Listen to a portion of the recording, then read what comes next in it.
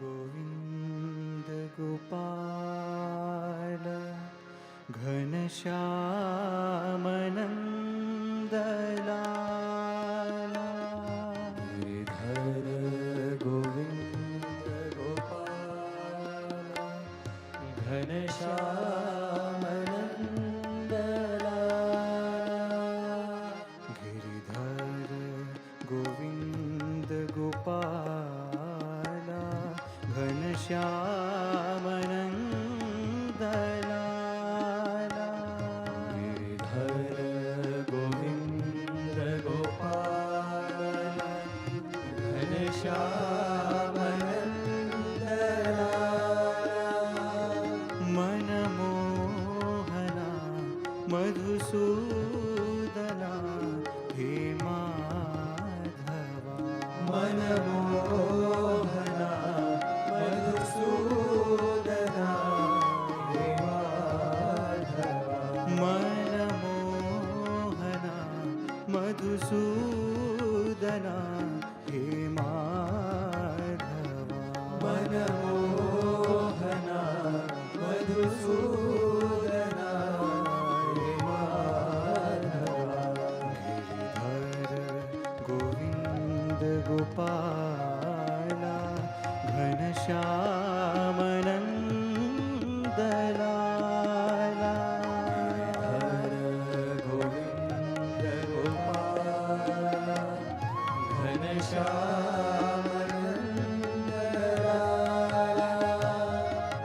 दामोदरा जनार्दना मुरलीधरा मनमोहना दामोदरा जनार्दना मुरलीधरा मनमोहना दामोदरा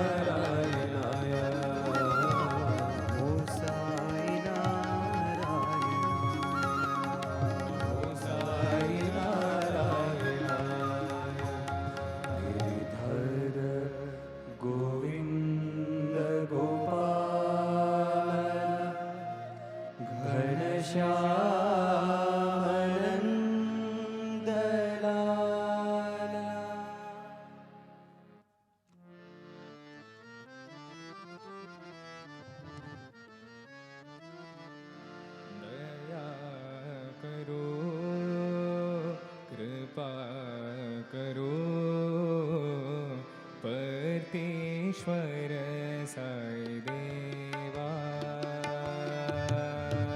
दया करो कृपा करो परमेश्वर साई देवा। दया करो कृपा करो परमेश्वर साई देवा। दया करो कृपा करो परमेश्वर साई देवा।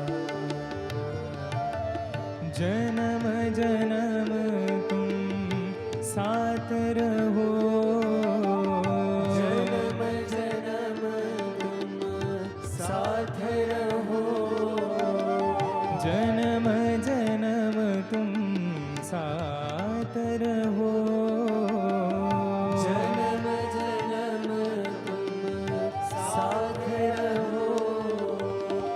साईनाथ महादेवा। साईनाथ महादेवा। साईनाथ महादेवा। साईनाथ महादेवा। दया करो कृपा करो परमेश्वर साई देवा। दया करो कृपा करो परमेश्वर साई देवा। दया करो कृपा करो परमेश्वर साई देवा। दया करो कृपा करो परमेश्वर साई देवा। शिरडीश्वर साई देवा परमेश्वर साई देवा। शिरडीश्वर साई देवा परमेश्वर साई देवा। शिरडीश्वर साई देवा परमेश्वर साई देवा। शिरडीश्वर साई देवा परमेश्वर साई देवा। दया करो कृपा करो परमेश्वर साई देवा। दया करो कृपा करो परमेश्वर साई देवा। जन्म जन्म तुम साथ रहो, जन्म जन्म तुम साथ रहो। साईनाथ महादेवा। साईनाथ महादेवा। दया करो कृपा करो परमेश्वर साई देवा। दया करो कृपा करो परमेश्वर साई देवा। दया करो कृपा करो परमेश्वर साई देवा। दया करो कृपा करो परमेश्वर साई देवा। शिरडीश्वर साई देवा परमेश्वर साई देवा। शिरडीश्वर साई देवा परमेश्वर साई देवा। शिरडीश्वर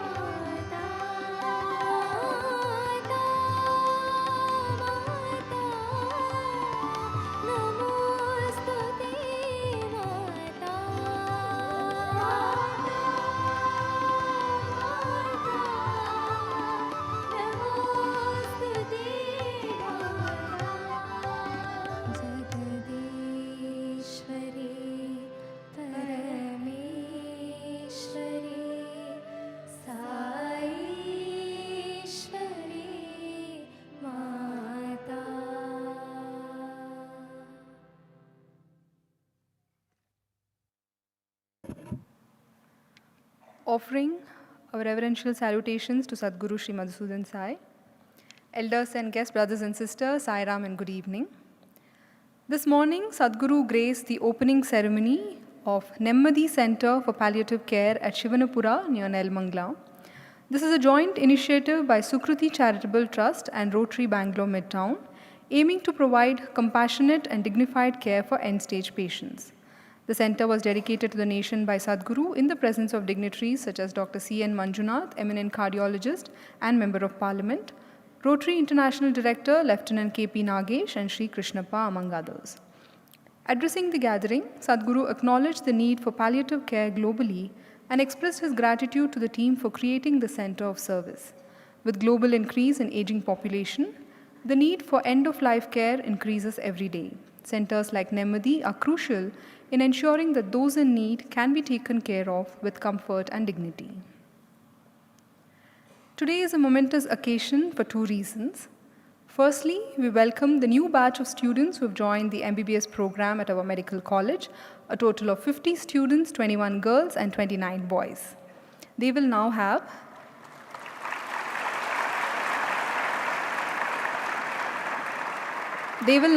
the white coat ceremony as they embark on a new chapter in their lives.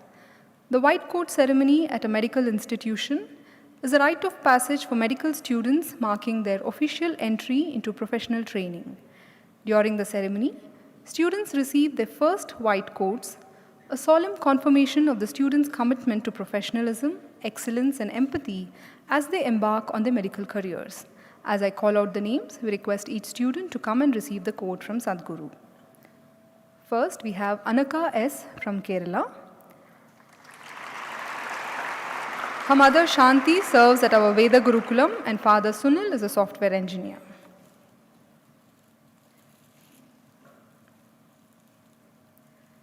Ani Chimuanya Precious is from Nigeria. Her mother Laurencia works as a school counselor and father Malaki Obona teaches at the Embodiment of Love Academy at Joy Village. Apurva Jain KS, her father Shantaraj is a farmer and mother Sunita a housewife. She is from Kogre village, Chikmagalur district. Bhumika GS is the daughter of Shanta and Satyanarayana, who runs a Xerox shop in Chikbalapur.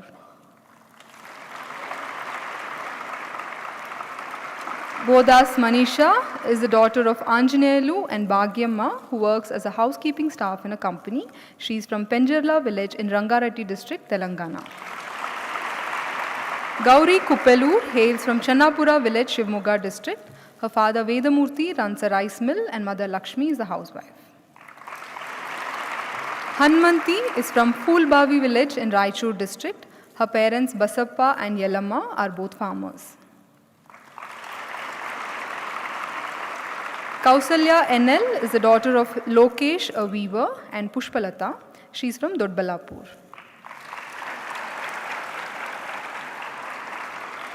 Mahalakshmi KS is the daughter of late Shankara and Kalavati, a farmer in Hosahudya village in Chikbalapur district.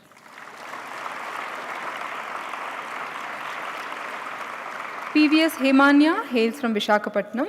Her father Vamsi Sudhakar works as a sales manager in Congo, Africa, and mother Tulsi Ba is a Hindi teacher. Rajeshwari Batagurki is from Shirahatti, Gadag district. Her father Ramesh is a government high school headmaster and mother Radhika a housewife. Rakshita Ramagond is the daughter of Rama Somaya, a farmer, and Gauri. She hails from Hertar village near Bhatkal Taluk, Uttar Kannada district. Sai Sri Lakshmi S is the daughter of Sai Raj Haridas, a sales manager, and Sumisha. She is from Sharjah, UAE. Sanjana Singareddy is from Badgi in Bagalkot district. Her father Pandurang Vittal runs a supermarket and her mother Renuka is a housewife.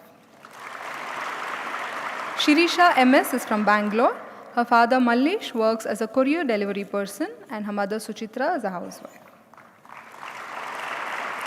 Tejaswini RG is the daughter of Ramakrishna, a graphic designer, and Geeta from Bangalore.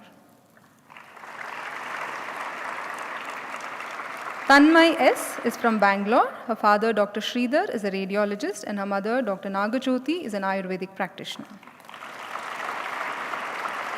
Vaibhavi RP hails from Bangalore. Her father, Ravishekar Reddy, is a welder, and mother Pratima is a housewife.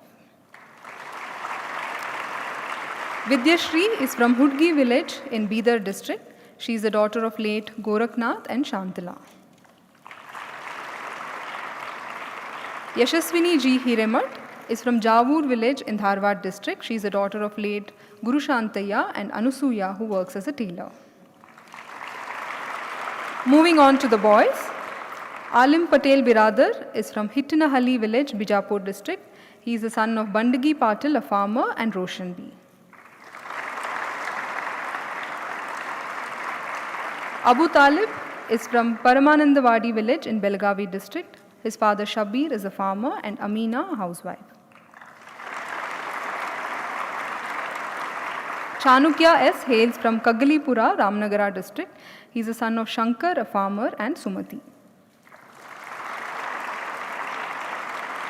D. Lakhan is the son of late Gopal and Jayashri, a cook from Raichur.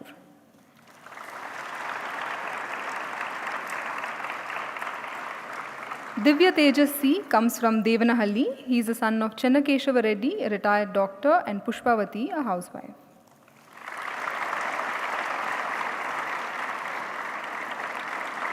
Ibekwe Christopher Ebuka hails from Nigeria.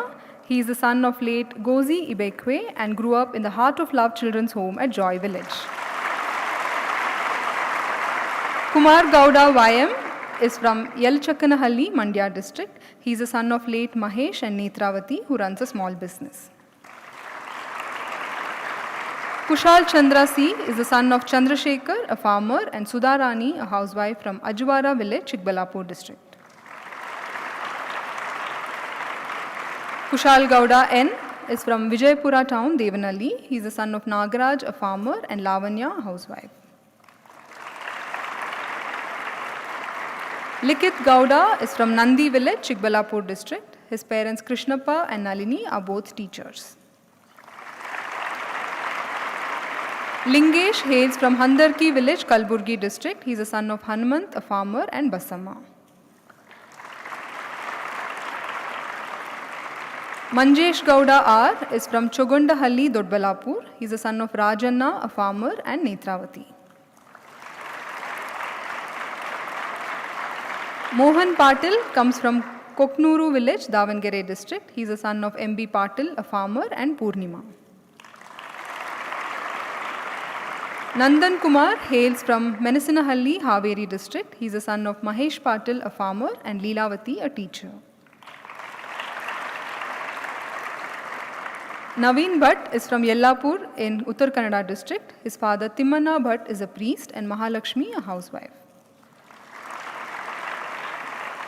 Pramod Huvappa Kattimani comes from Balagod village in Gadag district. He is the son of Huvappa, a farmer, and Yellava. Rakshit Kumar hails from Yalagi village, Yadgir district. He is the son of Sanagana Gowda, a farmer, and Vijayalakshmi. Sai Manish R is the son of Ramesh, a businessman, and Jyoti Lakshmi from Chintamani. Sharat Kumar Pujari comes from Sindagi, Vijaypura district. He is the son of Malappa, a traffic inspector, and Mahadevi. Shivakumar hails from Shapur, Yadgir district. He is the son of Basavalingappa, a laboratory technician, and Nirmala. Shivaprasad RP is from Yadrami village, Kalburgi district. He is the son of Revana Siddhaya, a farmer, and Channamma. Suhas M. Pattanshetty comes from Nallur village, Davangere district. He is the son of Swami, a farmer, and Pratibha, an advocate. Tippe Swami GM is from Tore Kolamanahalli, Chitradurga district. His father Manjunath is a farmer and mother Punyavati is a teacher. Vinnakota Krishnaratan comes from Hyderabad. His parents are V. Chiranjeevi and Alivelu, who teaches at our Veda Gurukulam. Vivan hails from Antapnal village, Kalburgi district. He is the son of Dilip Kumar, a teacher, and Renuka. Vaibhav P. Anand is from Mandya. He is the son of Paramananda, a laboratory technician, and Asha.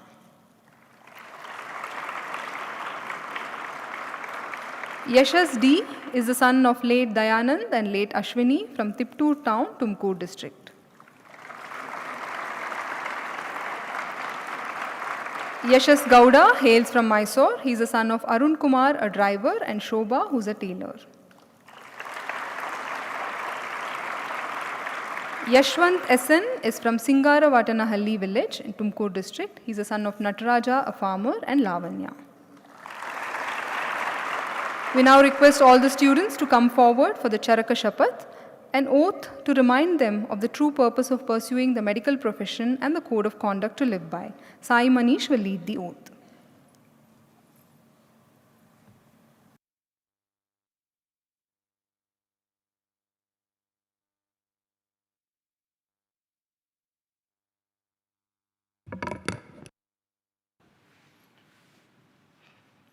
Charaka Shapath.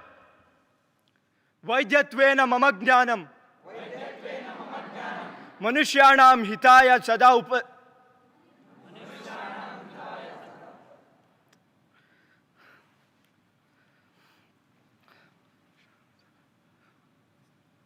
चरकशपथ वैद्यत्वेन मम ज्ञानं मनुष्याणां हिताय सदा उपयुञ्जामि अत्यन्तं व्यस्तः श्रान्तः अपि अहं रोगिणां सेवायै सदा सज्जः भविष्यामि न कस्यचित् अपि धनार्थे स्वार्थे वा हानिं करिष्यामि न च कामकामां धनलोभाञ्च विनोदयिष्यामि अनैतिकता मम विचारेषु अपि न उद्भवेत् Opportunity as we present the third batch of MBBS students of the Sri Madhusudan Sai Institute of Medical Sciences and Research. A big round of applause and our best wishes to each one of them.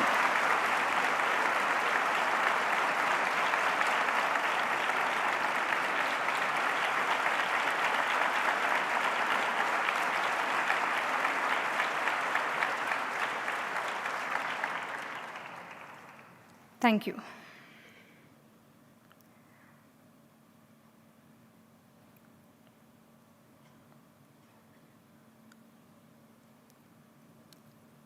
We now move on to the next segment of this evening's program. On November 30th, we celebrated the 99th birth anniversary of our revered founder, Srimadi Narayan Bhatt. True homage to such a personality is not limited to discussing or detailing events in his life, but rather for each one of us to imbibe, practice, and live by the values and ideals that he stood for, and to make his dream and vision a reality. To commemorate the centenary year of Srimadi Narayan Bhatt, a special program has been conceptualized and curated with Sadguru's divine guidance. We now pray to Sadguru to launch Spoorthi Kirana, the light of Lokaseva. We invite on stage Sri M.S. Satyanarayana, a senior Tyagajivi and Margadarshaka.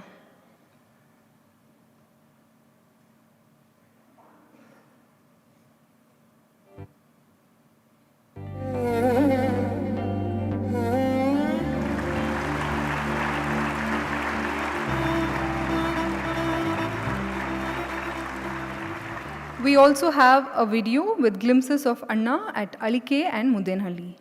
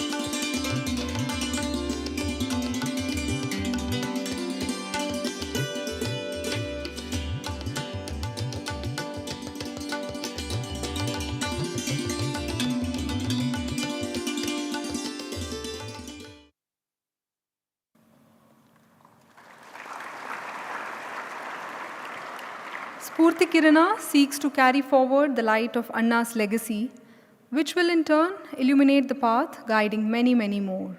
Over the coming year, through diverse programs and engagements, we shall revisit his ideals and contributions and renew our collective resolve to embody the virtues he stood for. Starting tomorrow, Spoorthi Kirana will be conducted every Monday evening across all educational campuses.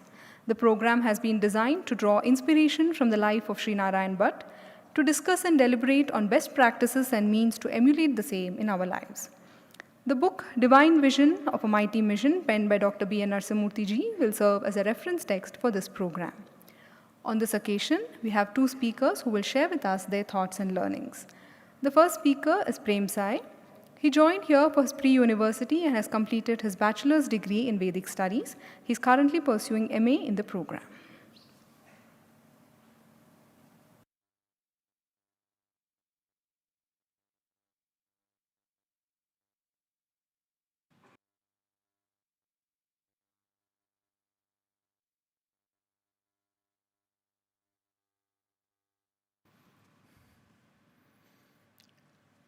Om Shri Sai Ram, offering our collective salutations at the lotus feet of our beloved Sadguru.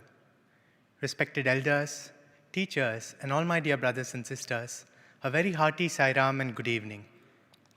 At the outset, I would like to offer my gratitude to Sadguru for this opportunity to share a few of my thoughts on the significant occasion of the launch of the Spoorthi Kirana program, celebrating the centenary year of our founder, Sri Madhyala Narayana Bhatt. Over the past few months, I was blessed to assist Sri B. N. Narasimhamurthy sir while he was writing the book Divine Vision of a Mighty Mission. This book chronicles the life of Anna and the growth of the institution under the guidance of Sadguru Sri Madhusudan Sai. During this period, I had the good fortune of studying Anna's life, his thoughts, his ideas, and his vision in great depth, and at the end of this process, I was completely mesmerized by Anna's personality and his lofty ideals. But what struck me the most about Anna's personality was his deep passion to serve the nation. Even from his early teens, he was aware of the various problems plaguing the nation, and gradually this awareness transformed into a deep desire to do something about it. He spent many years contemplating these problems and discussing with like-minded peers, and finally arrived at the conclusion that only when thousands of youth dedicate their entire lives for the purpose of uplifting the nation could these problems be solved.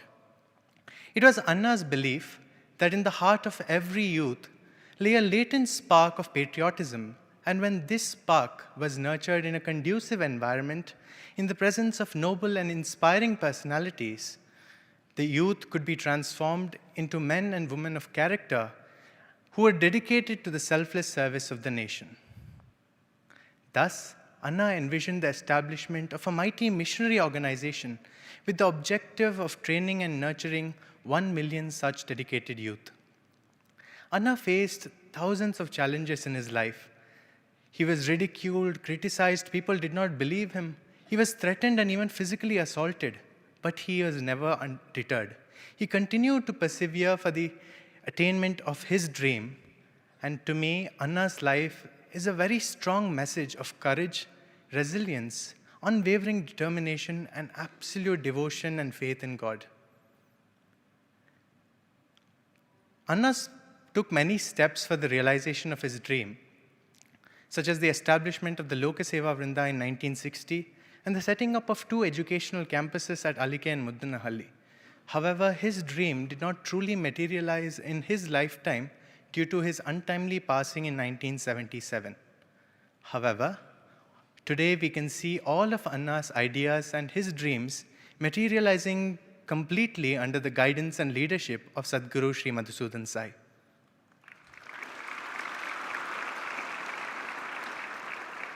The Lokaseva Vrinda, which was started by Anna with the lofty intention of serving not only the nation but the entire world, has today evolved into the One World, One Family mission, which serves millions of people across 100 countries. Anna's vision of establishing a university has today manifested in the form of the Sri Sathya Sai University for Human Excellence, which is training and molding youth into men and women of character and integrity. And finally, the Spoorthi Kirana program, which has been launched today, is an excellent platform to instill the ideals of patriotism, a desire to serve society, and love for God in the hearts of children and youth.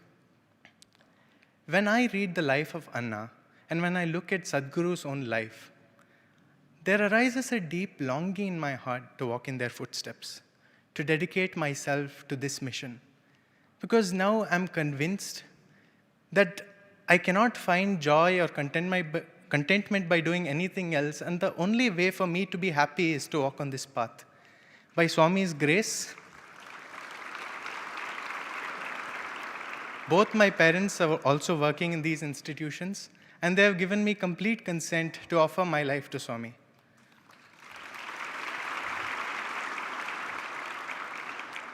However, there are also times when my mind is overwhelmed by thoughts of anxiety, self-doubt, fear of failure, and guilt of past mistakes. These lead to questions such as, am I capable of walking on this path? Do I deserve such an opportunity? And when I'm troubled by these questions, two things come to my rescue. The first is the advice given by Sri B.N. Narasimhamurthy sir when I expressed these feelings to him. He said these concerns only arise when we think that we know ourselves better than God knows us. But the moment we think, in fact, the moment we realize that God knows us better than we know ourselves, and in spite of that He has chosen us, all these worries disappear and we are filled with strength and gratitude. And the second is Sadguru's own words of inspiration to the youth, which he wrote in the foreword to the book Divine Vision of a Mighty Mission. He writes, and I quote, "Do not hesitate to do what needs to be done. Do not consider yourselves inadequate. Do not think of yourselves as weak, for you have all that it takes for this mission to grow and succeed." And when I read and contemplate on these words, all my fears disappear and I'm filled with strength and motivation to do what needs to be done for me to progress on this path. Swami, before I conclude, I would only like to offer one prayer at your lotus feet. Grant us the wisdom so that we can always discriminate between what is truly important and what is not, and give us the strength to always choose what is right. We may fail 1,000 times, but may we never give up. As it is said in the Kathopanishad, Uttishta Jagrata Prapya Varanni Bodhata. May we arise, awake, and stop not till we have all reached our goals. Thank you, Sai Ram.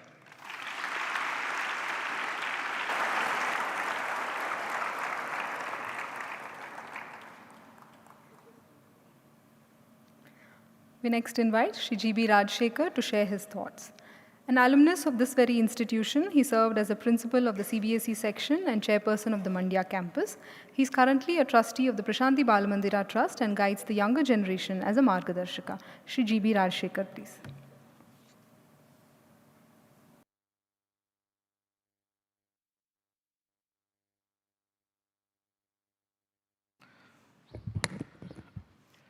Om Shri Sai Ram, offering most prayerful pranams at the divine lotus feet of Sadguru Sri Madhusudan Sai, respected elders, brothers, sisters, students and staff watching from all the campuses, loving Sai Ram, and hearty wishes on this noble day of inauguration of Spoorthi Kirana program.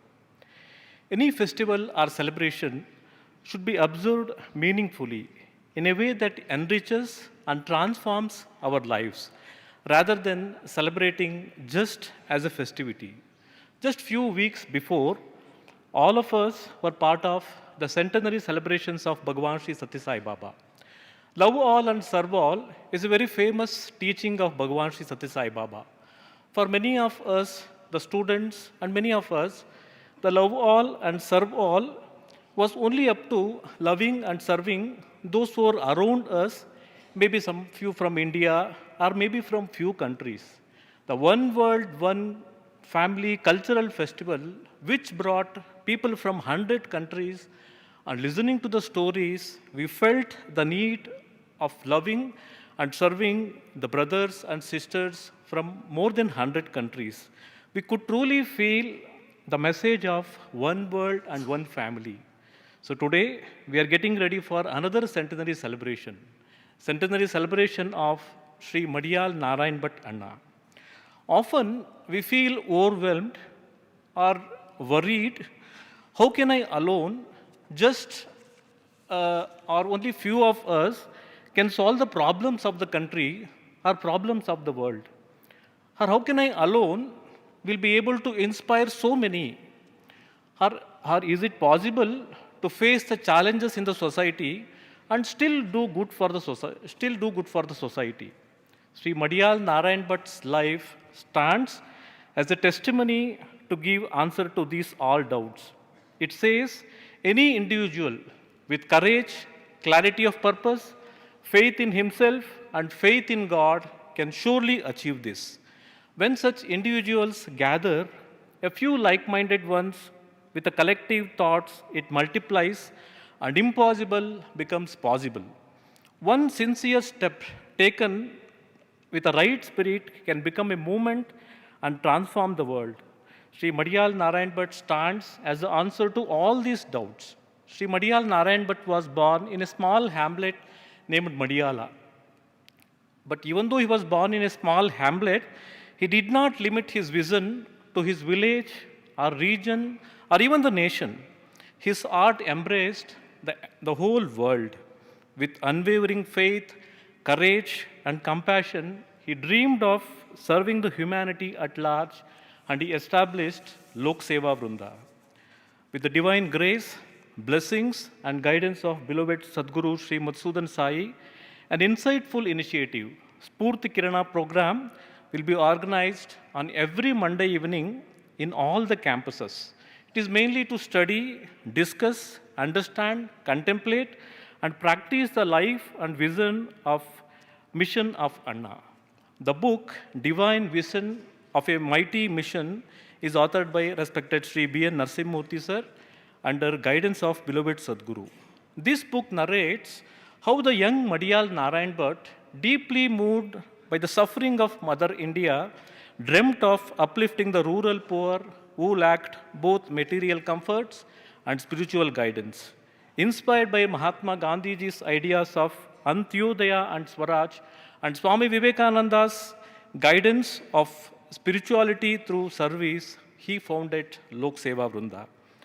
The guiding principle of this was Atmano Mokshartam Jagat Hitayacha, to seek one's own spiritual growth while selflessly working for the welfare of the world.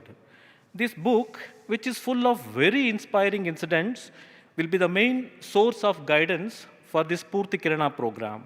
This book is divided into 3 parts. The first part covers the life and mission of Madiyal Narayan Bhatt. The second part of the book captures the exponential growth of mission under Sadguru Sri Madhusudan Sai in the last 14 years.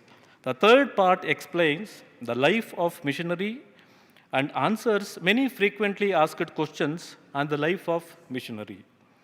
Anna was a great patriot. He always thought about solutions for the problems of the country. To quote a thought from Madiyal Narayan Bhatt Anna from this book, the magnitude of the problem faced by the nation today is such that the only solution is establishment of a mammoth missionary organization. Lakhs of youth must come forward with oath to dedicate their lives in service to the nation. Only then can the task of transforming the society right from the grassroots level be undertaken. This was his spirit. Sri Madiyal Narayan Bhatt took up the idea of a mighty missionary organization and made it the very breath of his existence. He thought of it, dreamt of it, worked for it, and permitted no other pursuit to distract him. The creation of such a missionary organization became his sole purpose. Every decision he made, every path he chose for the attainment of this single goal. To him, founding a mighty missionary organization comprising of selfless, disciplined, devoted youth was not just a wish. It was his life's mission. And every organization established is with a clear purpose. Unless people who live or serve in this organization truly understand the purpose, their efforts will lack direction and focus. The sole purpose why Reverend Anna established Lokaseva Vrunda was to nurture selfless, fearless, and committed missionaries dedicated to service of the society. All the students studying in our organization are being guided and trained to serve the society with clarity and commitment. Every staff member serving in our organization, it is their sacred responsibility to mold, nurture strong, selfless missionaries who will carry this noble mission forward. The vision of Spoorthi Kirana program is to inspire every student to become devoted, committed, patriotic, selfless leader to serve the society. Then how to offer our gratitude to Sri Madiyal Narayan Bhatt and Sri Madiyal Narayan Bhatt too, that is Sadguru Sri Madhusudan Sai. Bhagwan Sri Sathya Sai Baba lovingly reminded us how to offer gratitude to Anna. He said, developing and living the noble qualities embodied by Reverend Anna is a true way to offer our gratitude to him.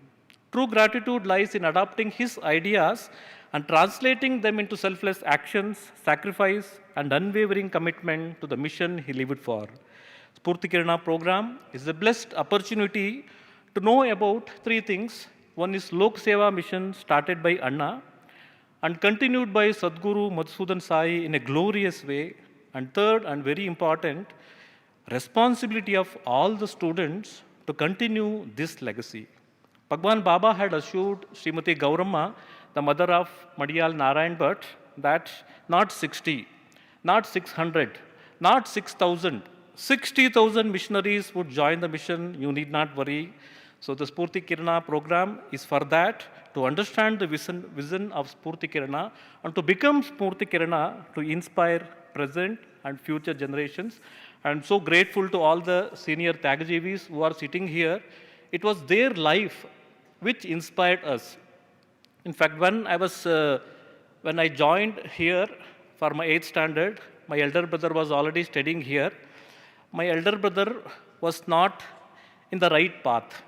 So even though I wanted to leave after my 10th class, my father told my warden Vasantraj sir, and for us, no, the words of the warden was like Supreme Court decision. I joined for my 11th and 12th, but my loving teachers who were there, their life was so inspiring. They were always up before we got up. They always slept after we slept. Their life was so inspiring, and very, very importantly, they were always happy. They were always thinking, only two words they used to quote, either it is Anna or Swami. And I should really, Swami told me to say one very important thing. It was my father. It was not that I wanted to really be part of the mission. And one day he asked me, because he was very much inspired by the mission. In fact, before I completed my education, he purchased a site in Mudenhalli. He wanted to make sure that whether I want it or not, he wanted to come here and settle here. And he asked me that question. Once I said, so till now, I am completing my 26 years. Till now, he never asked me, what the institution is paying to you. That means he was so selfless. In fact, he told me, this is a path. This is a path to lead. And there is no other way. So I'm so grateful to my father because it was his inspiration and it is his instruction. So it's really a call for all the parents, because we need to see our children grow very well and grow for the sake of the society, not only no doubt in it. So no doubt in this, I am very, very happy, and Swami is taking care of my parents in such a way. I feel shy to say, till now I have not bought even a single sari to my mother, because Swami has given so many saris to her, she can open a sari shop itself. So I don't know how to even do that. And the way he is taken care of, 2 times my parents were they were in the deathbed, but Swami protected them, and Swami is guiding us, and Swami is protecting them. In fact, once when I was in Mandya, Swami called my mother and father for an interview. My mother told Swami, so you can send him anywhere, no problem. I'm confident that you are going to take care of me. In fact, in the earlier version, Sadguru was our Sadhguru was staying very next to our house. He knows them. My mother said, you can send him anywhere, wherever you want. I know that you are going to take care of me. So that is the faith what Sadhguru has given. And we are grateful to Sadhguru for all his blessings. And I'm the happiest man on the world, on the globe, so that have received everything in the world and everything, even in the spiritual aspect. And more importantly, have been blessed to serve the society in such a mission. Thank you, Sai Ram. Thank you, sir, for that very inspiring and heartfelt talk. May we now request Dr. B. N. Narasimhamurthy ji to address all of us.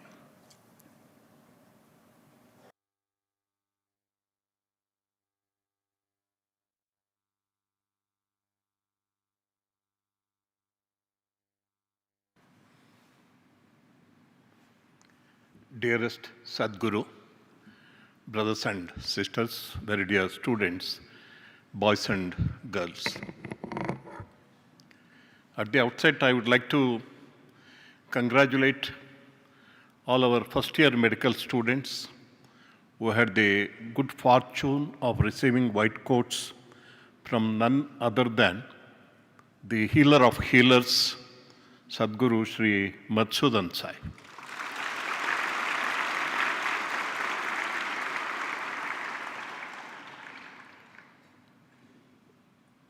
One would feel to become a medical student itself is a good fortune. But a greater good fortune is to become a student in the medical college of Sadhguru Sri Madhusudan Sai. The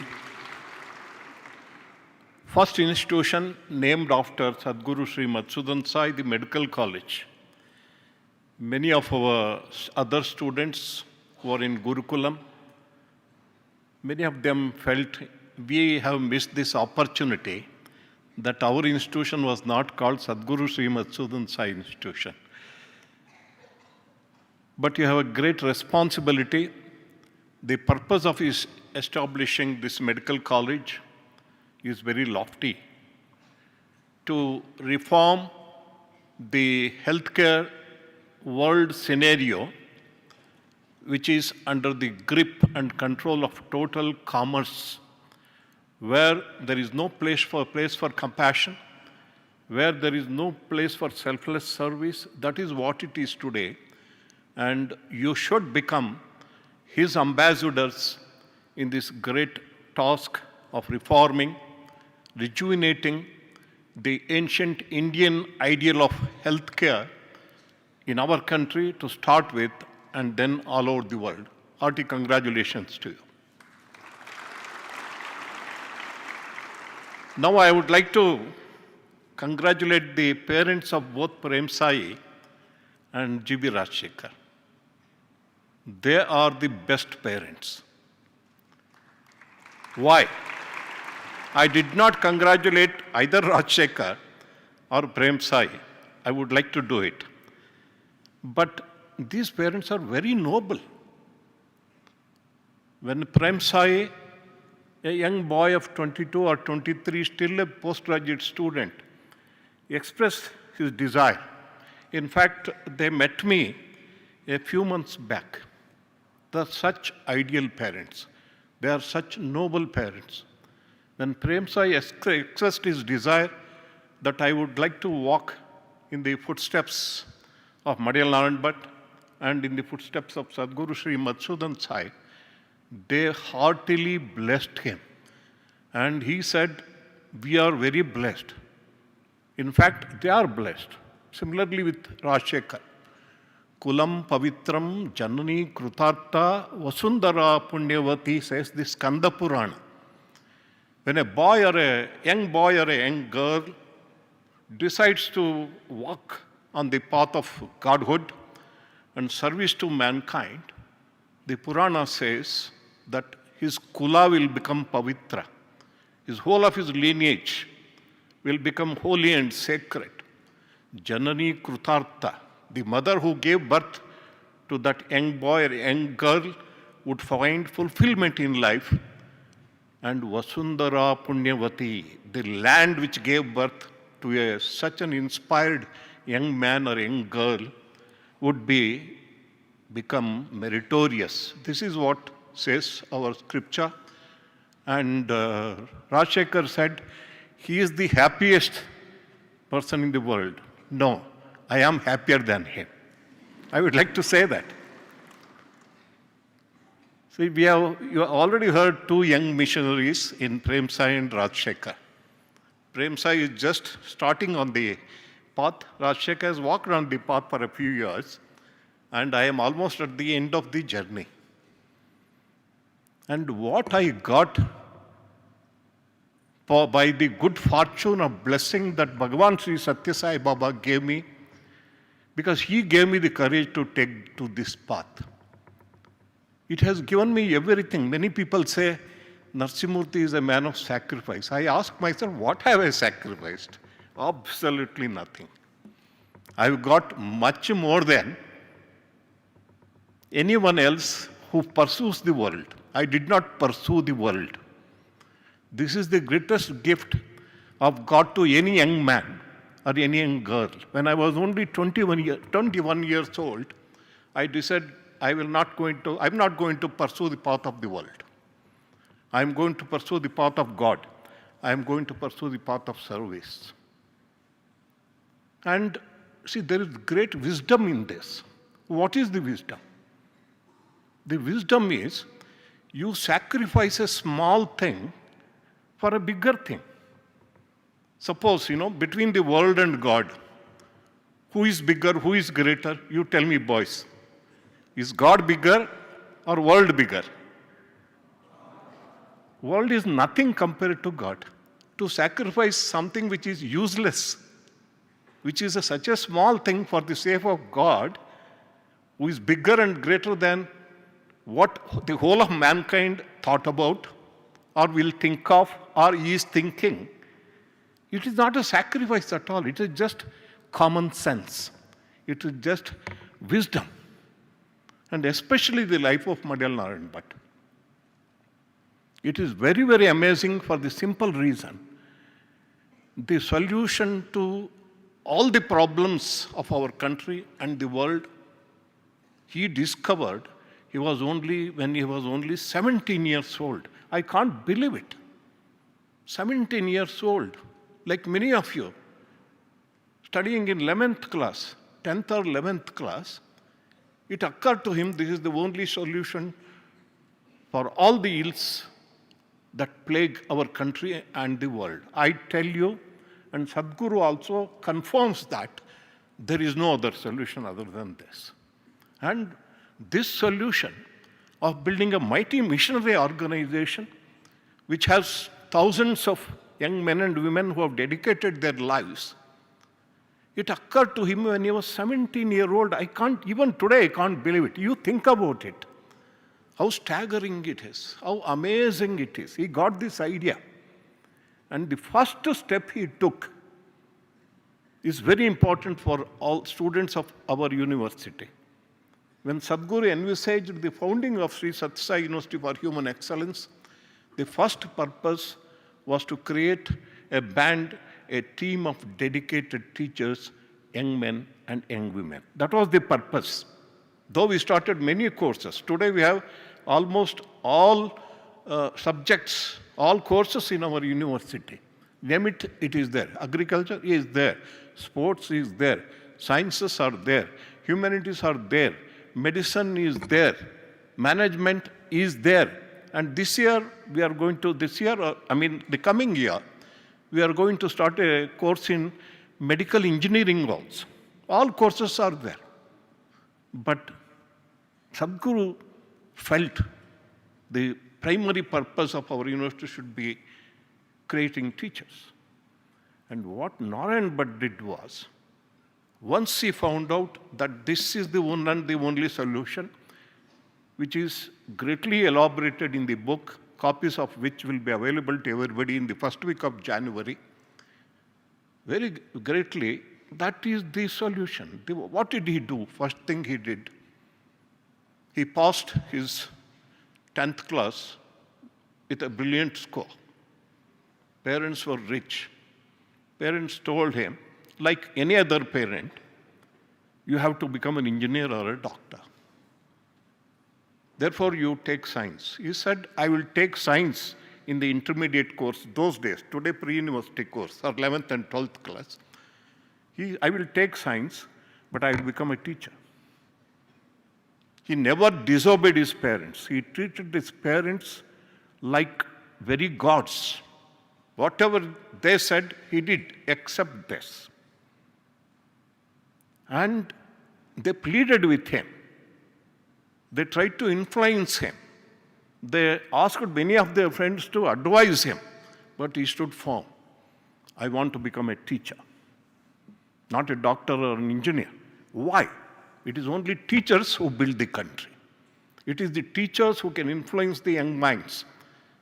Young minds, young people, young men, young women, they are the ones who can really change the destiny of a country.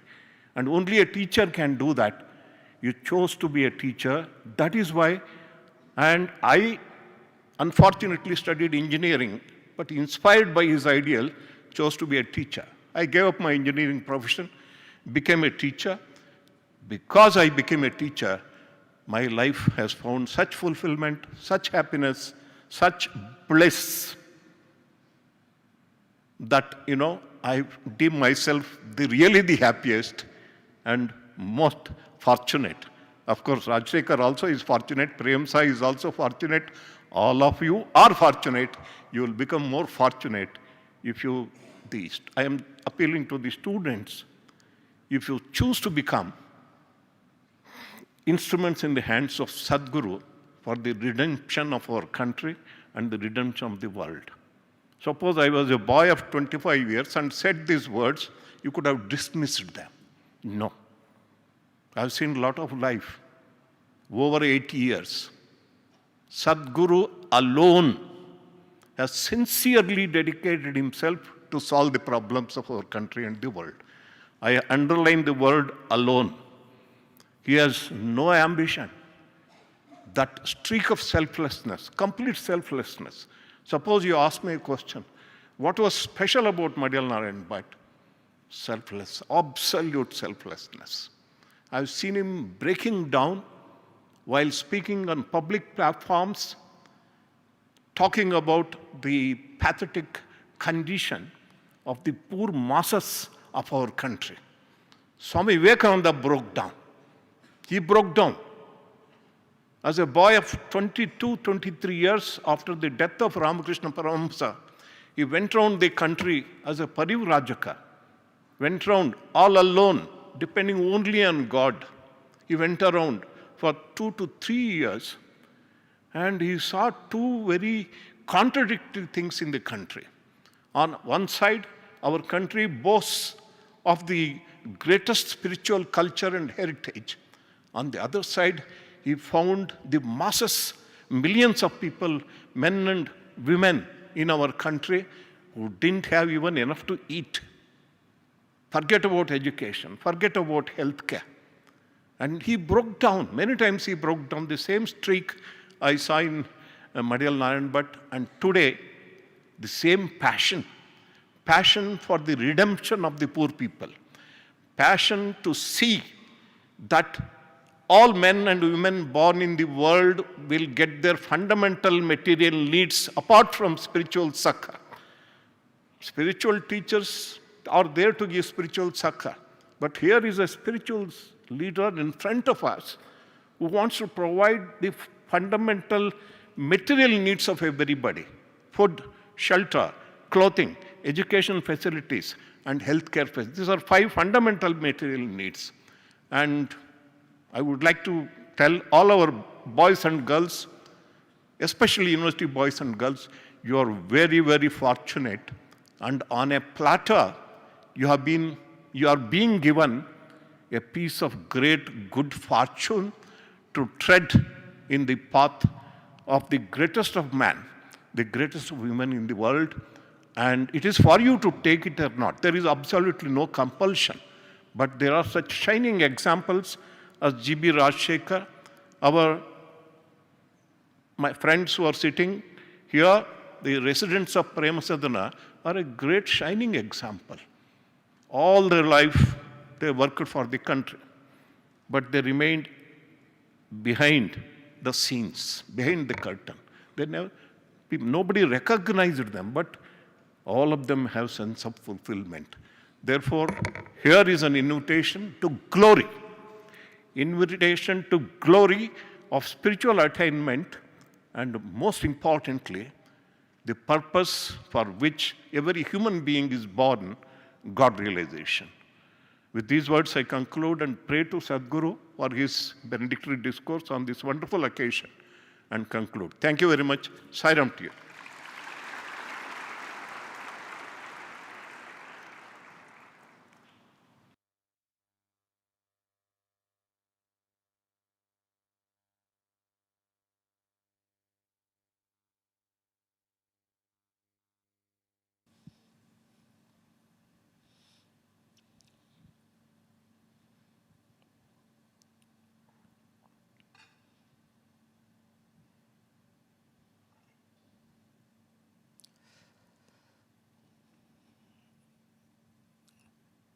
It's a moment in the history of mankind that we are celebrating the birth of Sri Madhyal Narayan Bhatt,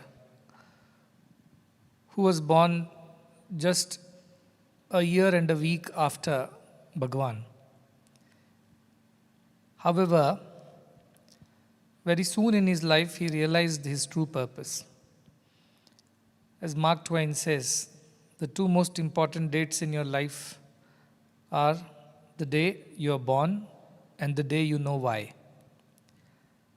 And he knew why he was born very early. He did not need an avatar to come and tell him. He did not have a guru who guided him. He did not have a mentor who taught him what to do, nor an association that he was a part of. He was self-inspired. His motivation came from within. His purpose came from within. And that is why he is immortal. Because even when the man dies, his purpose remains, his vision remains, his mission remains. And that immortalizes human beings. Our Upanishads say, na karmana, na prajaya, dhanena, tyage naike amrutatva manushuhu. Nor by action or by wealth or by progeny, but by sacrifice alone, one becomes immortal. And this path of immortality has been proclaimed by the great ones since time immemorial. Through sacrifice alone, one can remain forever. All other ways and means are futile.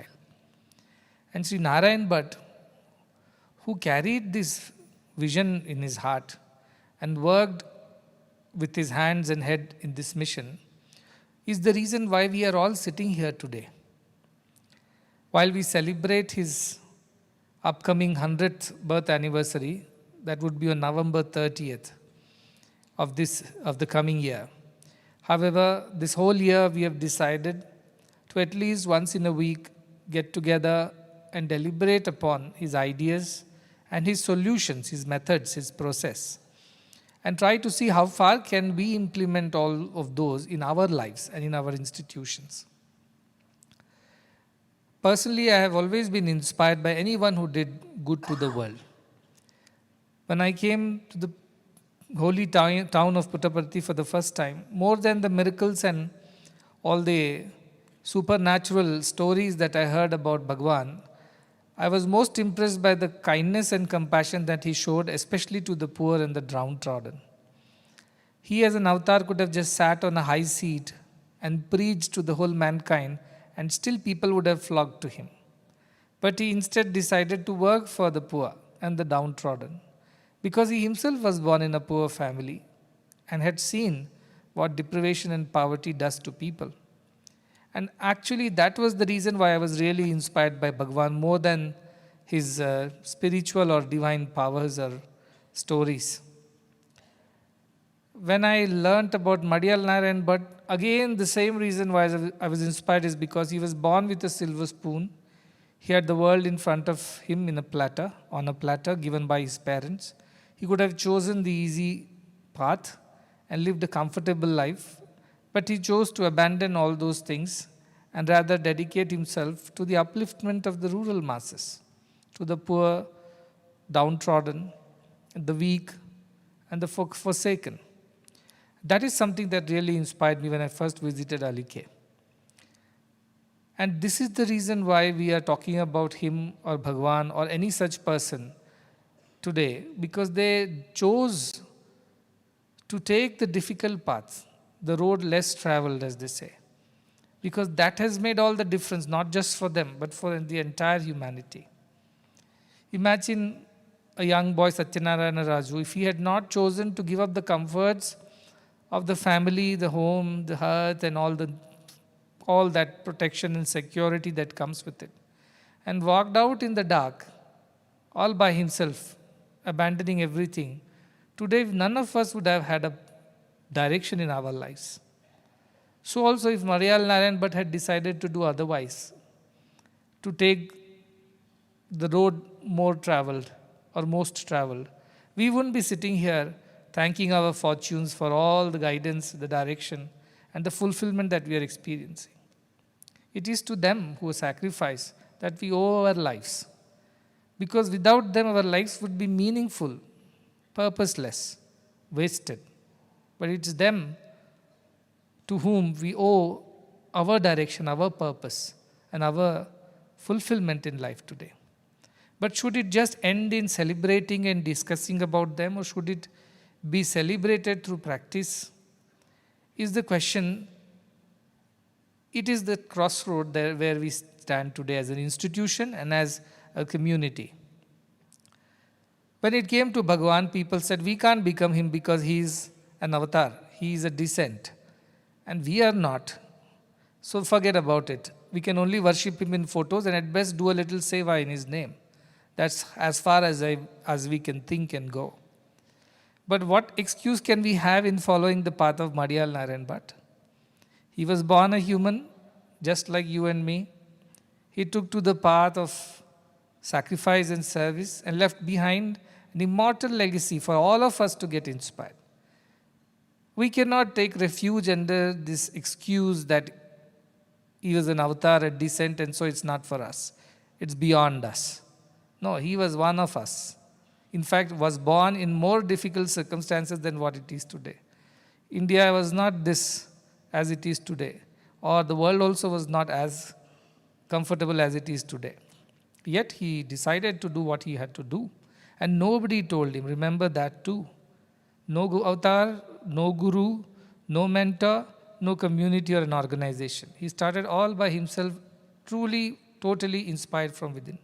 That is why this program is called Spoorthi Kirana. Spoorthi means that inspiration, and Kirana means light, or the rays, or the sparks. So the spark or the ray or the light of inspiration for him was from within. He did not need anything external to motivate him, to guide him or inspire him. He was inspired from within, looking at the plight of the people. So all the more we do not have an excuse to say we can't do this, because we at least have a guide, we have an organization, we have a community, we have mentors, we even have Guru and a Bhagwan to bless us all. So there is no excuse whatsoever if at this point in time, after 100 years of his birth, you can't find an excuse why we should not follow his path. And that is why we want to highlight this every day, every week, every month of this year, that it is for us to take this forward. And we just can't hide behind somebody else saying we are petty, we are inadequate, we are incapable, we are weak, we are incapable or insufficient. We cannot say that, because every soul is potentially divine, said Swami Vivekananda. So potentiality of achieving this exists in all of us, educated or uneducated, man or woman, young or old. You cannot not agree to that. It is there in all of us. It is up to us to further it, to fan the fire, to turn that spark into a huge flame. That effort is up to us. We have all the circumstances right. Manushyattvam, Mukshatvam, Mahapurusha Samshrayaha. All circumstances, all situations, all that is needed has all been given to us.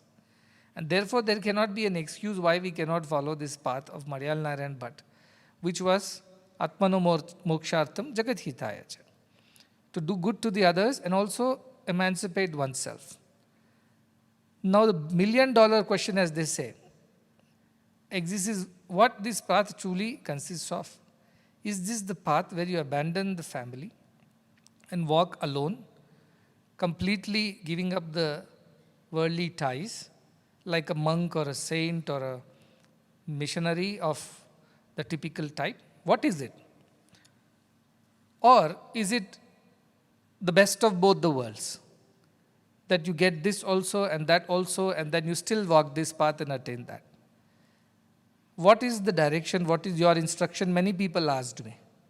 And actually, just before coming here, I was still in a dilemma what to say. Because if I tell Madhyal Narayan Bhatt's path is to give up everything else and give your 100% to this cause. Not even an iota is left of yourself for yourself or for any of your personal things. It's completely given to this cause and this path. Or should I tell balance, middle path, golden mean? You can be in the world, but let the world not be in you and still achieve this path. Well, this was something that I was grappling with because I do not want to draw a line in between the two worlds and glorify one or undermine the other. However, I want to remind everyone that the true purpose of every human life is God realization alone. Everything else which aids this, which supports this, which enables this is welcome. And all that which does not support this has to be shunned, has to be given up. That is as simple as that. Now, one can realize God by being in the world, but one may realize God only if one gives up the world. So the path is to realize God. And selfless service is the way to do it. But how selfless can you be if you are on this side of the line or that side of the line is a question that I leave it to each one of you to answer. Because the more selfless you are, the closer you are to your destination. And the only way to be totally selfless is to have no encumbrances whatsoever. Anything that shakes your conviction, that creates fear of losing, that in a way creates a sense of anxiety or loss, cannot make you selfless. If you have absolutely nothing to lose, or if you are willing to lose everything, whichever way you put it, that is the only way you can be totally selfless. And this 99.99% selflessness does not work on this path of spirituality. Bhagavan told me long back. He told me either it is 0 or it is 1. This half, quarter, the 3/4 doesn't work. Either you are or you are not. As simple as that. You are selfless or you are not selfless. I am part selfless. 20% of my time I spend for the cause of good of humanity. The remaining 80% is for me. Will I get any credits for it? Will I get a few brownie points? Nothing. You get nothing. It's either or. It's binary. Either totally selfless, you get God. If you are even a little bit selfish, you don't get it. As simple as that. So you can't go and say 99.99% times I was selfless. Please recognize that and do something about it. He said, yes, I'll give you another lifetime so that you can become 100% selfless and then you can get what you want. That's what would be the answer of God. So the question is, whether you go by scriptures or by our great ancient rishis or by any of these great people who have lived such lives, the only way to achieve that God realization is to be absolutely selfless. Now, can you be absolutely selfless by totally on this side of the line or also on that side of the line and be selfless? I think I'll leave that debate and discussion to each one of you.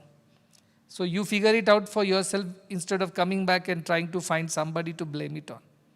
Be it parents, institution, and finally me. So I will leave it to you. What helps you to be totally selfless, that should be the path. And as I said, when I met a soldier on a train journey, I asked him, I was very, very touched and inspired. I was traveling from Puttaparthi back to Chhattisgarh, or somewhere, yes, on the way. And I was sitting in the train, and opposite to me there was a soldier, an army man. He was a young man, maybe 26, 27, or maybe 30 years old. And I was very, very excited to talk to him, because I thought, here is a man who has given up everything for the sake of the country and ready to sacrifice his life. So I was feeling very honored. So I started a conversation and started asking, so how does it happen, or how did it happen to you? How did you end up in army? He said, I had no other job. And they were recruiting for army, so just ended up in army. I said, was it not motivated by the sense of patriotism and all that? He said, yes, to some extent, but largely because we have no jobs, because most of us come from hilly regions. We have no jobs, and the only job available to us, we are quite able-bodied, is army jobs. And I'm just waiting for my 10 years to get over so that I can take retirement and have a pension all my life. I said, what if a war breaks out in between? He said, I'm praying that there is no war for 10 years at least till I retire. And I questioned myself, is it really an army man who is praying that there should not be war at least till he retires, so that he can enjoy a pension, retirement, and life and comfort? And being in army is just incidental to his whatever job seeking. It was not the cause. But then there are those also I know on the other side, who join army because they are ready to do anything for the country, and then they cannot think of their families or their loved ones or all the ambitions and dreams that they have harbored in their hearts. They have to go empty to the borders, because even if little attachment remains, they will not be able to give their everything to their nation at that point in time when it's so crucial for it. So my question again goes back to how selfless one can be, or in which circumstances one can be totally selfless to attain this lofty goal of God realization. That is the path. When he said there is no other path, nanya pantayana vidyate, what I mean is this. Whatever helps you remain absolutely selfless without creating even this much fear in you of losing this much of anything, that path alone is the real path.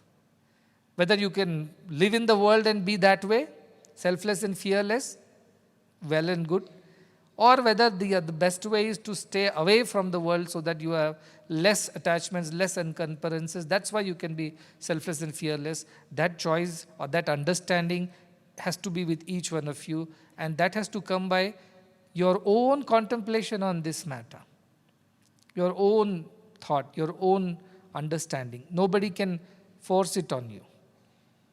But this is what I wanted to tell very clearly. If Narayan Bhatt had a family with 5 children and grandchildren, I do not think this mission would have ever happened. Because some point of time it would have occurred to him that I must take care of them, they must grow up well too. I must leave behind some money and a legacy for them too, as a father, as a husband, as an uncle, or as a whatever, caretaker of a family. He left nothing for himself. He had taken loans, giving up his things as one thing, but he had gone ahead and taken loans, borrowed money to build institutions. I cannot imagine a Sathya Sai Baba married with children and grandchildren leading a mission of this thing. Nor can I imagine myself being that way. I would not have given all of my time and energy to the mission for sure. So while we bring some relationships with us from our previous lives or from our early lives, because our parents are there, brothers and siblings are there, and known relatives are there, I understand that. That is a karma bandha that we have brought with us, and we cannot just get rid of it. We do not want people to abandon their parents, like Rajashekar mentioned. This path is not about abandoning your parents or your loved ones who are already there in your life. They will be looked after. They have to be looked after. It's not like Ramakrishna mission or some other very, very strict missions who are very particular that you change your name, shave your head, take sannyasa, walk away from the world, and never return to your parents. You're not allowed to. It is not like that. Narayan Bhatt taught and learned from all missions that were at that point of time very popular. And few of them were, he studied at St. Aloysius College in Mangalore. He studied under the mentorship, in a way, of the Christian missionaries. He understood how their life works. He also studied Ramakrishna mission because he was very much in touch with that mission and the monks, and he tried to understand how that works. He was also an ardent follower of Mahatma Gandhi, who gave a clarion call to all the people of the country to participate in the freedom struggle. And his idea of Grama Swaraj and Antyodaya was something that motivated Narayan Bhatt also to look into those matters. But he clearly found the gap lied in the requirement of not hundreds or thousands, but millions of young people, not after retirement people. He wanted young people, young blood with energy and enthusiasm, who are willing to go to any extent. And that is where this mission was positioned, that we must inspire a young generation of men and women who are willing to walk this path without having to go through the difficulties and sacrifices in a way of the traditional monkhood. At the same time, it is not promoting the cause of a comfortable worldly life where you retire after 60 and then look for some causes to serve. That's too late in the timeline. So he was looking for young, energetic men and women. In his lifetime, which was just of 49 years, he did what he could. And he left everything at the feet of Bhagavan, saying, this is how far I could come. Now it's up to you. I leave it at your feet. And Bhagavan waited. He did adopt, pick up these institutions, but he did not really increase them or grow them for a long, long time. Almost 50 years. And later, as we know, in the last 15 years, suddenly, like the Chinese bamboo, it started growing and growing and growing, and there is no end to how fast it grows. But it did require somebody who had no other encumbrances, therefore he could be selfless and fearless. He had no other considerations, calculations, no other ideas, thoughts, no other attachments, or any other sense of belonging anywhere else. Only then this mission took off. And probably Bhagavan waited and waited for that time, because he had promised Narayan Bhatt's mother, I will do it. And when many Tyagjivis approached Bhagavan, said, please build an institution, he said, wait, the right time has to come. And I have a master plan. And that is how the master plan unfolded. But it wouldn't have been possible unless there was absolute selflessness. And that absolute selflessness is the way even from here to the next stage of vision, wherever it goes. I was sitting and thinking in my room before coming here.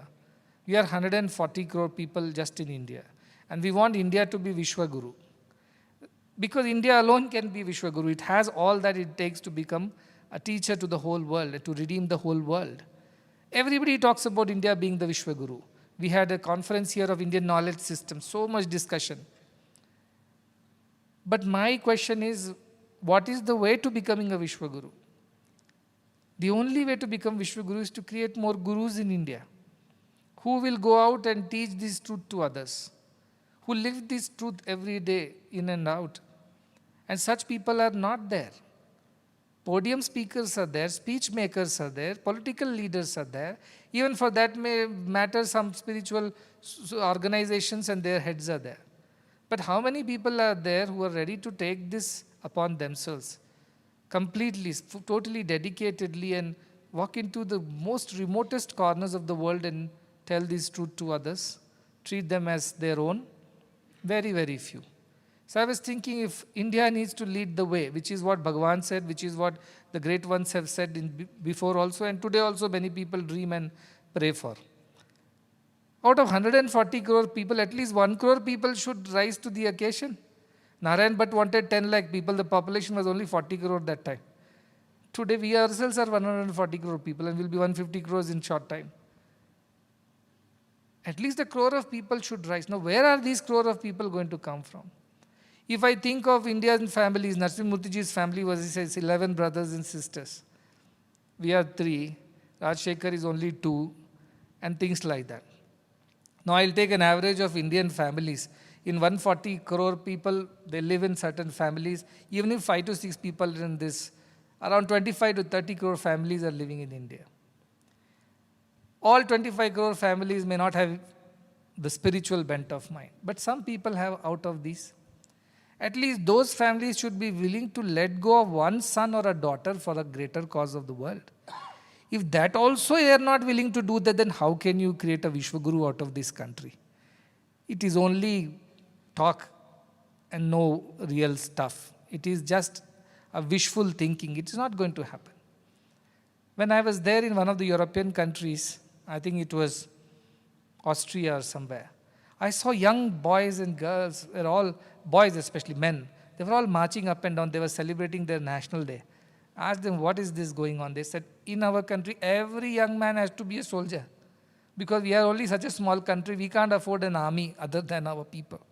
So also Singapore is there. Every single man in Singapore, a young man, is a soldier. Without that, they cannot be Singapore citizens. The parents know that once my boy is in the army and he can be called any time, I can lose the boy any time. If God forbid, if a war breaks out, I can lose. But the parents are willing to let go of that one boy for the sake of the country and the greater good of all. If every parent says, I do not want my boy to be in the army at all because there is a risk of him being killed, how will the country thrive? How will the country be protected? How will that country ever prosper? In case of crisis. If there is no crisis, of course, it's no problem. But in case there is a crisis. And today, what is the crisis that the world is facing? It's a moral crisis more than material crisis. Poverty is not that big a problem compared to the morality that is declining every day. The selfishness that has permeated the society. Even the so-called nicer villages and the rural folks, they also have become absolutely different from what they were before. Now, who will go out, reach out, guide each one of them? The blind cannot lead the blind. You need somebody who has eyes, who can see, who has a vision. And that is where this institution stands apart from all other institutions that have been created. On one extreme is absolute sannyasa and monkhood. You can become a total sannyasi. And the other extreme is you can be a worldly man, you can be a worldly leader, and you can only do so much in your life. But I have studied the lives of, especially if you read the book, My Experiments with Truth of Mahatma Gandhi, you will realize, though he was a married man with 4 children, at the end of it, he did not live a married life when he decided to plunge into the mission of India's political freedom. He had to abandon everything. His own wife became his sister. His children were like all the children of the country. He was no more a father or a husband to his own particular family. So also look at the lives of many such great people. When Buddha had to walk the path, he had to abandon everything. Otherwise, he could not have been Buddha. So the lives of great men and the history tells us that the only way to reach God is to be absolutely selfless. I do not know of too many people who are well settled, well entrenched in the society and the world with all the comforts and convenience and all the relationships and whatever social circle, and yet they have attained God. If talk about Ashtavakra and Janaka, Janaka gave up everything. He was there, but he was not there. Now, how many families will accept you being there and still not being there? They'll come with their list of demands and requirements. You can't fulfill this and that. That is where most of the people end up. So my thing is that unless as the country, we decide that some of us have to walk this path with the blessings of the gurus and the parents, there is no solution. We will be talking and writing books and making speeches, and we will always be chasing this never achievable dream of a spiritually happy world and the Vishwaguru and so on. It will never be achieved because we are just talking, we don't mean it. Those who mean it must be a part of it. So again, as I said, if the most loftiest ideal is God realization and that demands absolute selflessness, you decide for yourself how selfless can you be, whichever path you take. And if there is a greater idea of India leading the way and creating a world which is spiritually enlightened, as Mahatma Gandhi would say, not just for the material but the spiritually starved also we must work. And if we want to create that world, then what does it take is what one must ask oneself. This mission is there for all. It's like a tree, huge banyan tree. All birds live here. Animals take shelter. The rich, the poor, the educated, the uneducated, the so-called sannyasis or so-called grahastis, everybody can take refuge under a banyan tree. It does not deny its shade to anybody. So this mission will remain like that. That large banyan tree which will give refuge and respite to anybody who comes to its shelter. But then how far you want to go and how fast you want to go is a question that you have to put to yourself and give answers to yourself only. And if anybody takes this as an excuse that I was not told directly by God, I was not having a guru who directly mentored me or gave me a diksha, or I did not have some mentor who directly was guiding me, I think you cannot really take that as an excuse, because Madhya Narayan Bhatt had none of them. He started on his own, from within he was inspired and did what he did. And thanks to him that we are all sitting in an institution. Of course, it is much more than what he started, but then the one who sowed the seed, without that there would not have been a tree. So we owe it to him in that way, isn't it? So that is the idea. And every Monday, lot of boys and girls come with these questions. Parents come with these questions. Some people understand, some people misunderstand. To clarify all that and put those doubts and suspicions to rest, and to give absolute clarity about what this is and what their path is, a small effort is being put in the form of Spoorthi Kirana. While Mondays are available, and most of our Tyagajivis now will be stationed in all the campuses, they will be available to guide, mentor, answer questions, help the young generation to understand, their parents to understand and appreciate. They are all going to be stationed everywhere. Yet, ultimately, to benefit from this whole program is up to you. To reach out to them, to sit down with them, to discuss, to understand, and even if you need to argue and debate, so be it. That is why this has been opened up as a forum, and this is available to everybody. Now, somebody who is already a Grihastha, you have a Vanaprastha waiting out there. So be aware of that. Don't sit in that Grihastha comfort forever. Even while you are Grihastha, you have responsibilities. You can't shun them and walk away. That's not right. But you must remember that there has to be a time when everything has to be given up, nevertheless. And wait for that time to happen. And those who are yet to decide, there is an opportunity throughout the year. You can discuss, deliberate, understand. And as I mentioned, if you are hungry, you eat. If you are not hungry, just because food is there, just because somebody is telling you to eat, nobody eats. Eat when you are hungry, that's what I tell you. If you are hungry and when you are hungry, not otherwise. So there is no hard and fast rule. When Shankaracharya, he went into the river and told his mother, the crocodile has caught me and he won't leave me. It won't leave me unless you grant me sannyasa. You don't have to do all this stunt. You just have to tell, this is what your heart's calling is. And if out of 11 brothers and sisters, Narsimurti had not taken to this path, we wouldn't have been here. Out of all the sisters and brothers, Madhya Narayan Bhatt was the only son. If he had not taken the path, we were not here. Out of 3 of us that I, my brother and sister are, if I had not taken to this path, we would not have been here. So also so many of them sitting here, if they had not taken to this path, none of us would be here. Some people have to do this for the others. And they are the true, in a way, very fortunate and blessed ones. Rajshekhar is happy. Narsimurti is happier, he says. Only from the point of view, he's been happier for a longer time than Rajshekhar, that's all. But the quality of happiness is the same. So also I am happy. Our quality is same, quantities and the whatever timeline spent is different. But I know that there is a happiness in it. That happiness is beyond all other material pleasures and happinesses. It takes a while to understand and appreciate this, and being in the company of the right people and continuously contemplating on this truth, as it is said. Kuru punya mahoratram smaranityam anityatam. Constant contemplation is necessary. If you contemplate on one Monday and forget the rest of the days, or today is not a Spoorthi Kirana day, let's forget it. Nothing is going to happen. You'll be back to square one. So you have to contemplate whatever you learn, read the book, read what he has written, Narayan Bhatt. There's such amazing things, and many of them are available now. And this whole book which has come out, Divine Vision of a Mighty Mission, is a consolidated version of all that which has been spoken by Bhagwan, Narayan Bhatt, myself, and various Tyagajivis. Their testimonials are there, many of their understanding is there. At the same time, I do understand that there is a risk of misunderstanding this whole effort. So I want to clarify again and again to the parents, to the well-wishers, to the other people, and to the boys and girls that it is a path, as is mentioned. And many paths reach the same goal, long and short, round and straight, winding and straight, as they say. So you choose your path. Reaching God is the final destination. But you can choose a shorter path, you can choose a longer path, you can choose a less crowded path, you can choose a path full of traffic, up to you.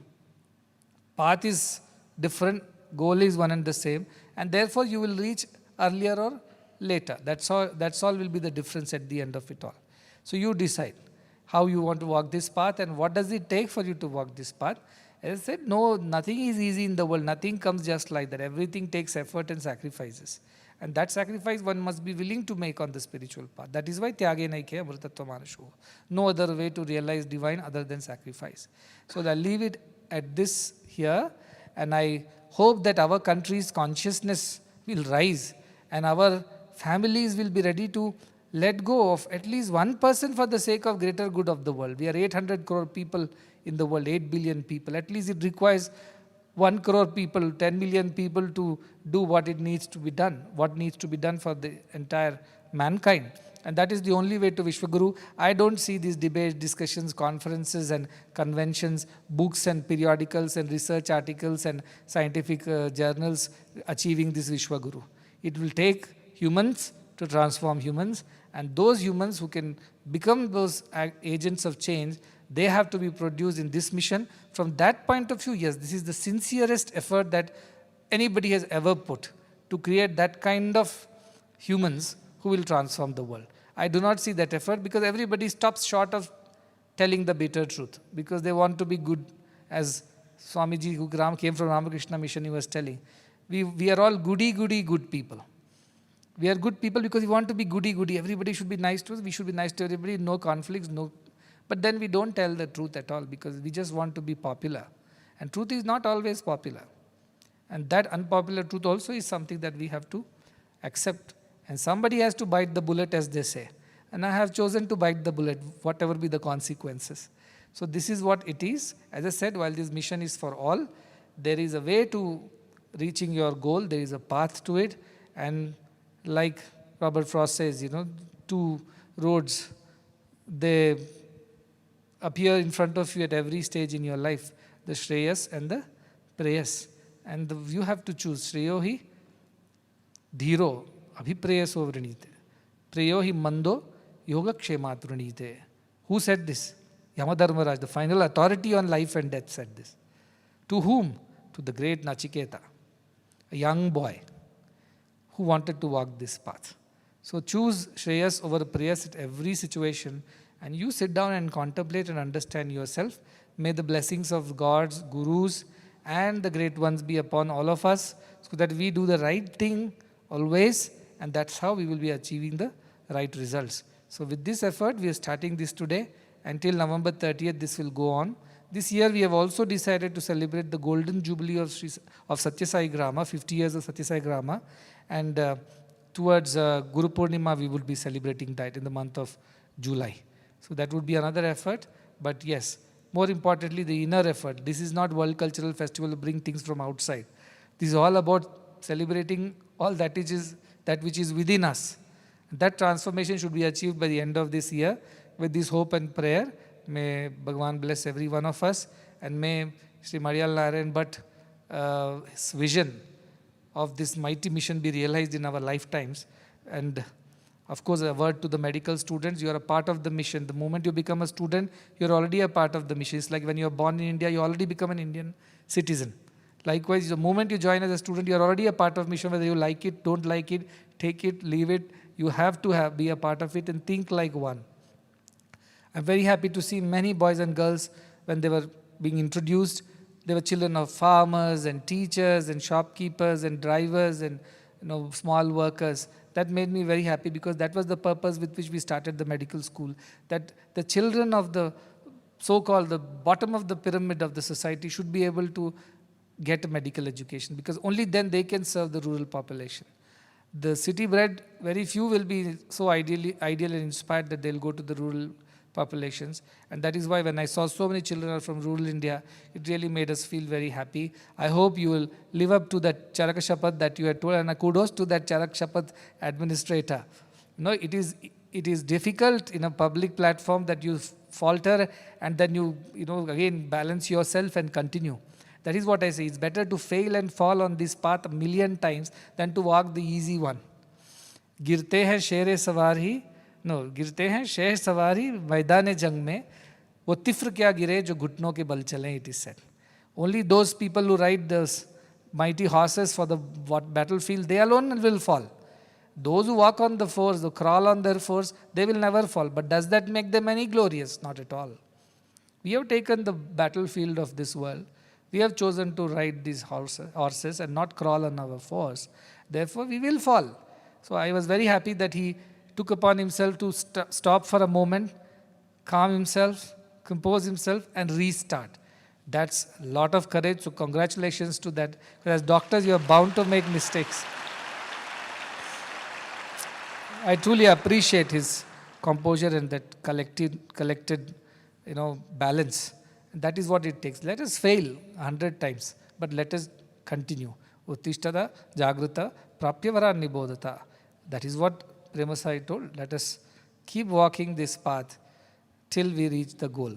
So what if we cut ourselves 1,000,000 times, fall 1,000 times, fail hundreds of times? Yet we will die with that glory and the fulfillment that at least we walked this path. Unlike those who chickened out looking at the difficulties ahead. So that is what the world belongs to, those who truly, truly believe in themselves and believe in their path. They are the ones who have transformed the world, not others. Let us be one of them. Let the glory be ours. Let the blessings be with us. With these words, I conclude.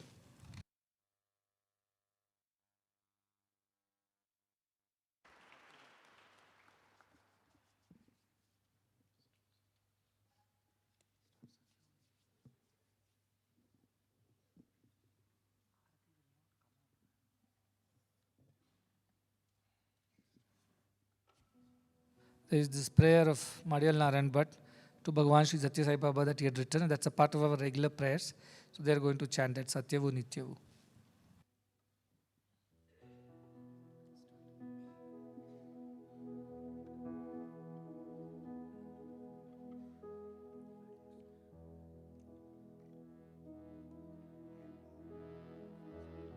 Satyavu Nityavu Adanta Jeevanava Nadesuva Shakutiyanu Emage Needu Sai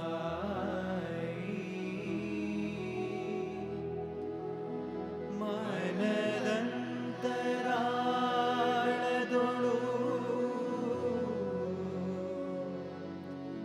ಎಂದೆಂದೂ ನಿನ್ನನೇ ಭಜಿಸುವ ಭಕುತಿಯನ್ನು ನೀಡು ಸ್ವಾಮಿ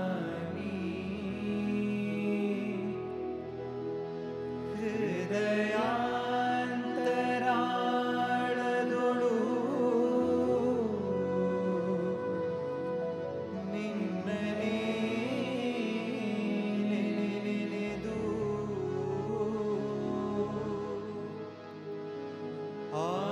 ಆನಂದಿಸುವ ಭಾಗ್ಯ ಎಮ್ಮದಿರಲಿ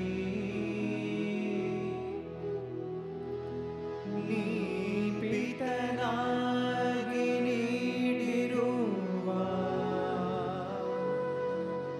ಐಶ್ವರ್ಯ ಸರ್ವಸ್ವ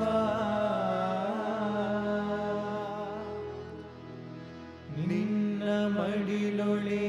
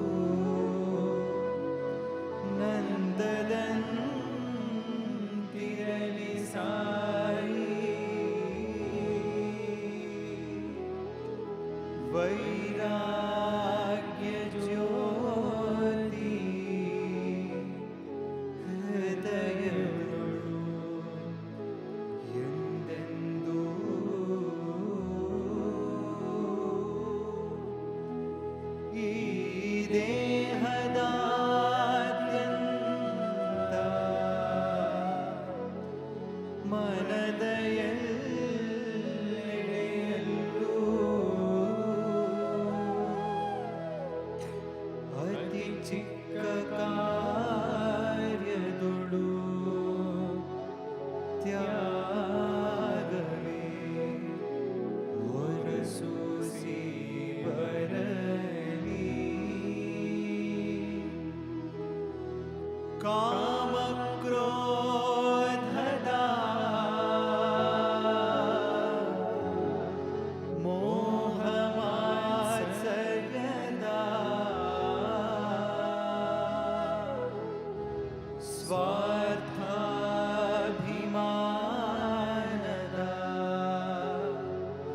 ಲವಲೇಶವು ನೆಲೆಸದಿರಲಿ.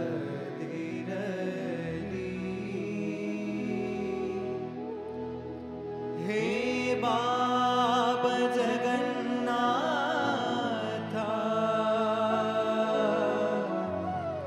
ನಿನ್ನ ರೂಪೇ ಹೊಳೆವಾ ನಿರ್ಮಲಾಂತ ಕರಣ ಹೇಮಗಿರಲಿ ನಿತ್ಯವೂ. ಹೇ ದೇವಾದಿದೇವಾ, ಸಕಲ ವಿಶ್ವದ ಒಡೆಯ, ಕರುಣೆ ದೋರೈ ಪಿತನೇ, ಈ ವರವ ನೀಡು. ಸತ್ಯವೂ ನಿತ್ಯವೂ ಆದಂಥ ಜೀವನವಾ ನಡೆಸುವ ಶಕುತಿಯನ್ನು ಎಮಗೆ ನೀಡು ಸಾಯಿ, ಸಾಯಿ, ಸಾಯಿ.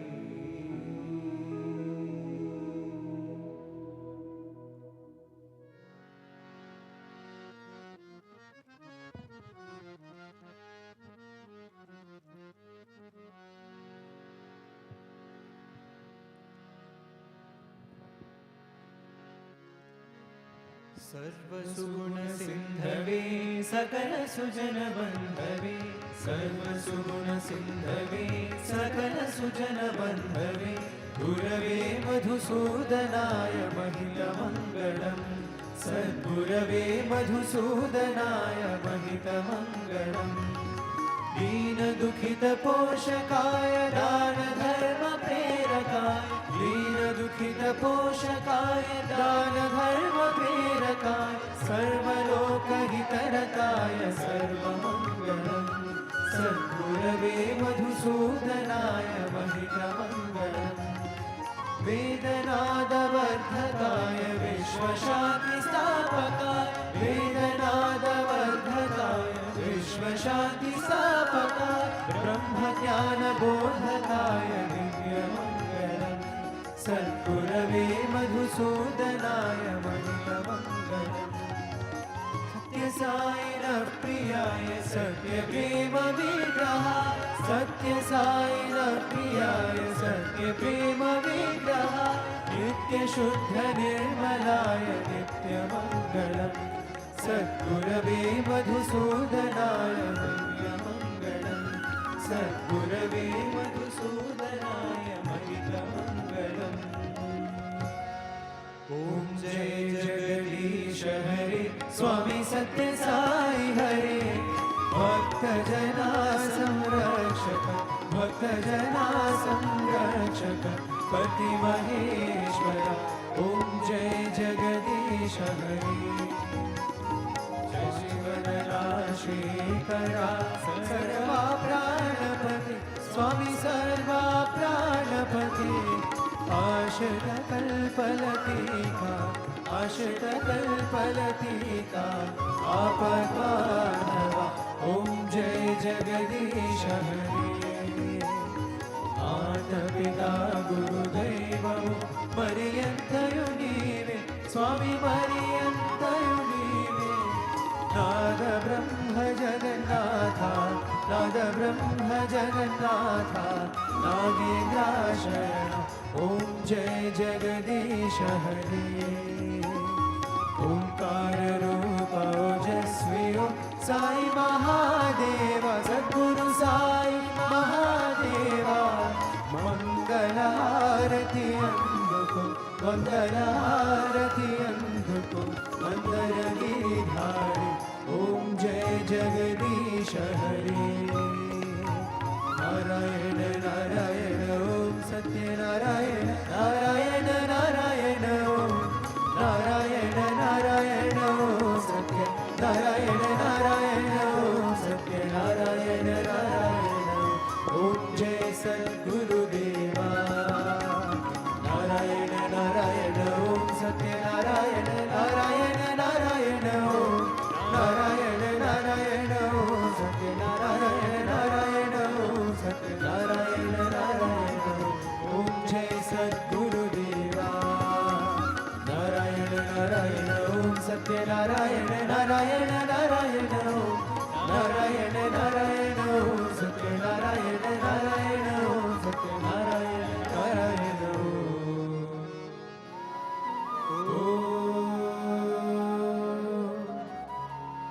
जय सद्गुरुदेवा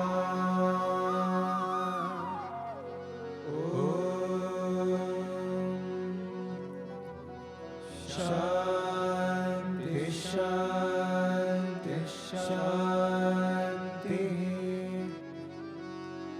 समस्त लोका सुखिनो भवन्तु समस्त लोका सुखिनो भवन्तु समस्त लोका सुखिनो भवन्तु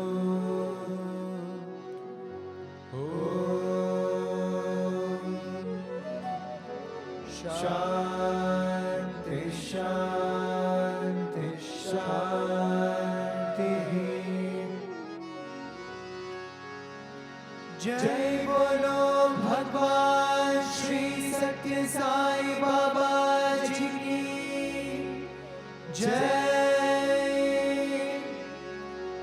जय बोलो सद्गुरु श्री मधुसूदन साई जी की जय